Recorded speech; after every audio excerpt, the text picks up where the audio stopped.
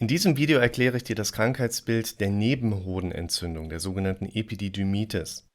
Hierbei erkläre ich dir die Symptome, die Diagnostikmöglichkeiten und die Therapieoptionen. Die Epididymitis oder Nebenhodenentzündung entsteht meist durch ein Aufsteigen einer Blasen- oder Prostataentzündung. Sie kann aber auch durch transuretrale Manipulation, also dass man sich was in die Harnröhre steckt, oder als Komplikation einer Vasektomie auftreten. Die Infektion steigt dann über den Samenstrang auf und kann einseitig oder beidseitig auftreten. Es wird zwischen zwei Typen der Krankheit unterschieden, der akuten und der chronischen Epididymitis. An typischen Symptomen findet man langsam zunehmende Schmerzen, eine Rötung, eine Überwärmung und auch eine Schwellung des Hodensacks sowie eine druckschmerzhafte Schwellung des Nebenhodens, eventuell Fieber und auch Schmerzen beim Wasserlassen, ähnlich wie bei einem Harnwegsinfekt. Zudem kann auch Blut im Urin und im Ejakulat auftreten. Begleitend, wie auch einige Tage vorher, kann das Ejakulat gelblich wirken, als Zeichen der Eiterbeimengung. Mitunter können die Symptome mit der gefährlichen Hodentorsion verwechselt werden. Bei der Hodentorsion bleibt oft nur ein kurzes Zeitfenster zur Rettung des Hodens. Bei Schmerzen im Hoden sollte daher immer rasch ein Urologe aufgesucht werden.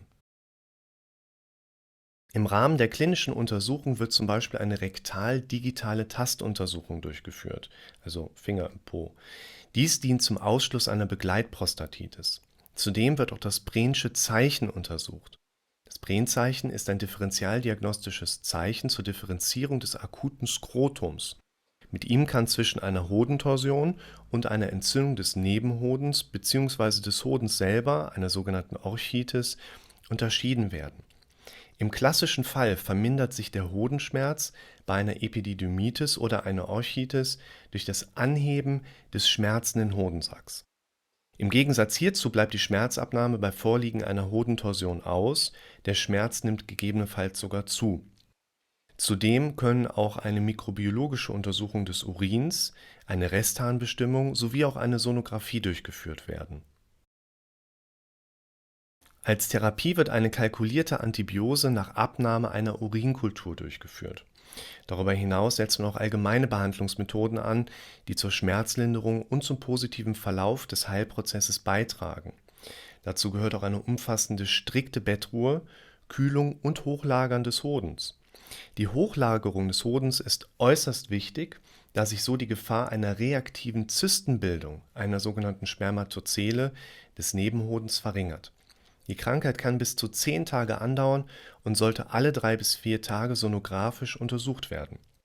Im Falle einer sonografisch nachweisbaren eitrigen Einschmelzung mit Übergreifen auf den Hoden ist eine operative Entfernung des Hodens erforderlich. Bis sich der Hodensack wieder normal anfühlt, können bis zu 6 Wochen vergehen. Die meist typische Verhärtung des Nebenhodenkopfes kann bis zu 3 Monate fortbestehen. Ein Spermiogramm, ca. 6 Wochen nach durchgemachter Entzündung durchgeführt, kann Aufschluss darüber geben, ob die Erkrankung die Spermienqualität eingeschränkt oder sogar Unfruchtbarkeit hervorgerufen hat.